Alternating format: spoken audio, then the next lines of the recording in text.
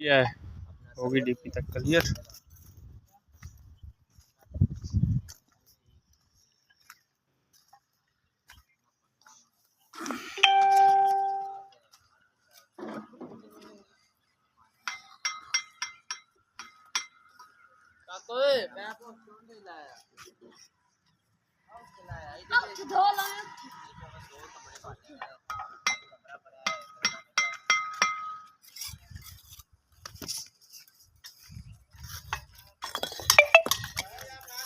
बाहर वाली सब्जी लग गई।